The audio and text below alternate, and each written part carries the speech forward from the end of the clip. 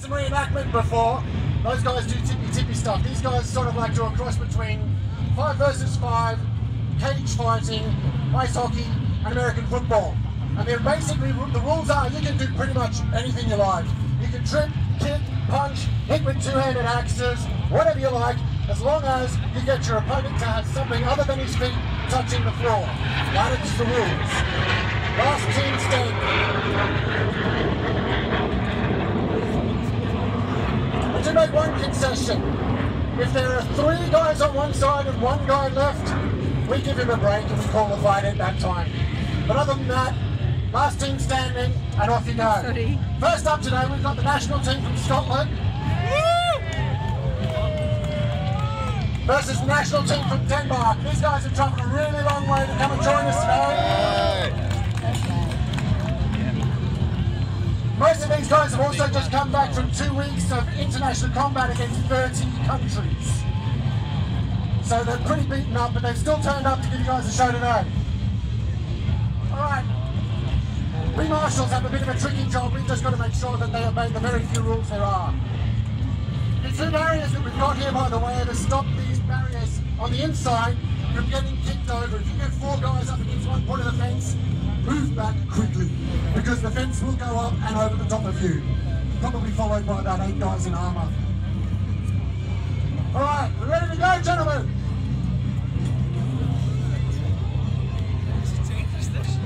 Start fight!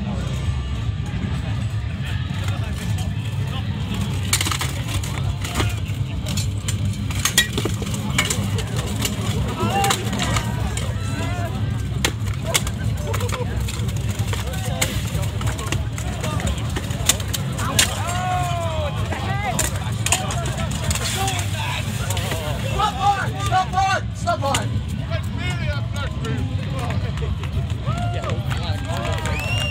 4 versus 1 to Denmark. We'll do best of 3, gentlemen.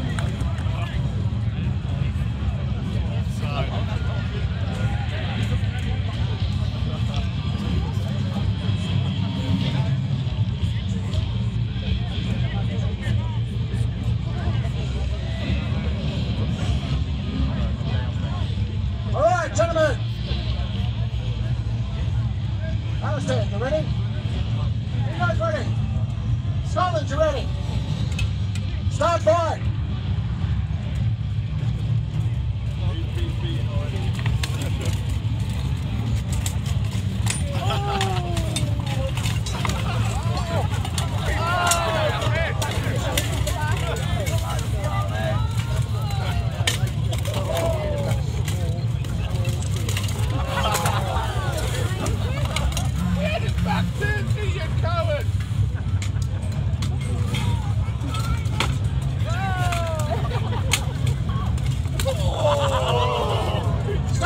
Stop fight! That one's 3-0 to Denmark. I have videos of the sound, so we'll I tell you what, we'll get it all sorted. So how are you liking it so far? Is this what you're expected to see? Yeah. Bunch of girls. Bunch of girls? There's a guy with grey hair at the back here says you're a bunch of girls, by the way.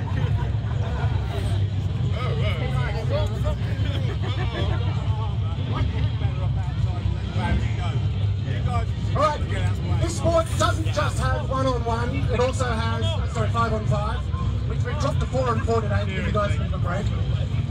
They've got 1-on-1 rules where they do triathlons, which is they do a minute of fighting with a long sword, then they do a minute's rest, then a minute of sword and buckler, which is a very small little round shield about that big. And then they have a minute's rest, and then they do a minute of sword and shield. Now that doesn't sound like a lot, but when you think about it, they got 25 kilos of armour on top, and they got a visor on their face, which is restricting their breathing. So the biggest issue with this sport is not strength or speed or anything else like that, it's cardio. Can you actually keep breathing for long enough to finish the fight? Who have we got next up, Steve? I have absolutely no problem with the weight because I run the sport. Okay, next up we have North England versus Mercia, which are down the south of England. Now, those single combats are actually, quite devastating from a fitness point of view, but there's another class again called pro fights. In the single classes, you're not allowed to kick or punch, but in the pro fights, they do 3-minute rounds with 1 minute break, and they do 3 times of that. And you can kick, you can punch, you can throw. If you can throw your opponent to the ground, you can hit him 3 times while he's on the ground with whatever you got. They do a lot of these over in Russia at the moment. They put them on MMA cards as well. They've had a couple of world-class fights over there. There's another championship in Luxembourg at the end of this month. Now on top of the one-on-ones, we also have 10 versus 10, 16 versus 16, and 21 versus 21. Now those things are right Royal Rumbles.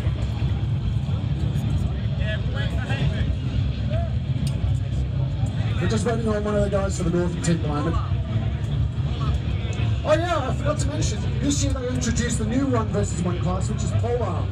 So can you imagine 2 guys with 2-handed axes just beating crap out of each other for 3 minutes? It's just awesome to watch. This year, the inaugural polearm competition in Prague, in Poland, which we've just had a couple of weeks ago, that's normally a best of 3 competition.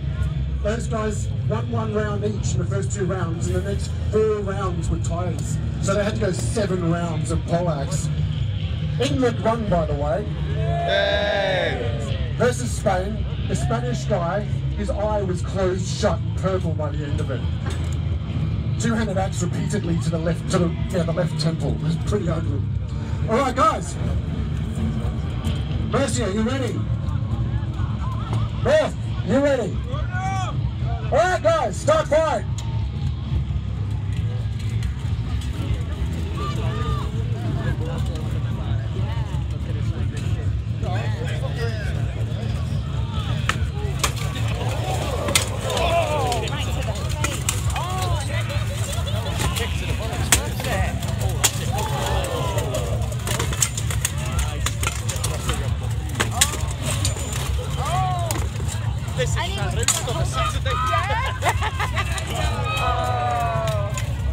Wrestling in the corner.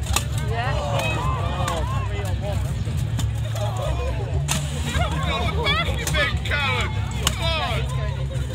He's just going for the big one.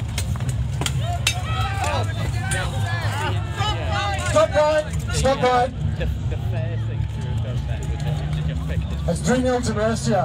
Brockman's been up in the corner here. I don't know whether he wanted to fall over or not. That might hurt himself, that one. Down first, he's hurt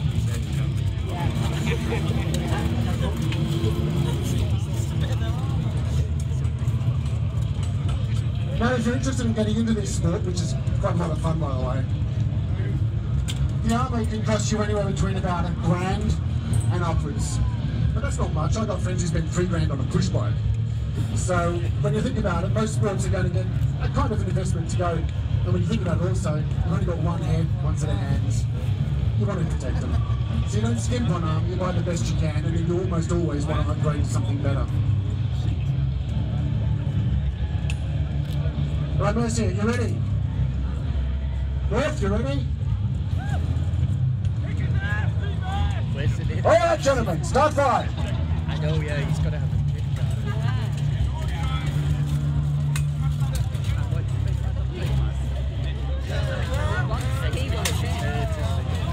No, it's because he's hurt.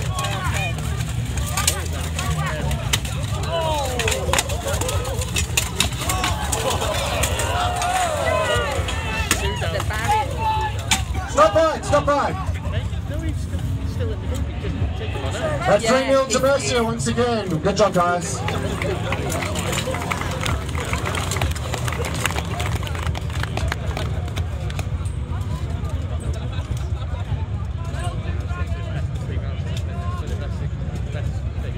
We've got a combined team with Belgium and Wales because both guys have got dragons on their chests. So Belgium sent 2 guys over this weekend, which is a pretty good deal.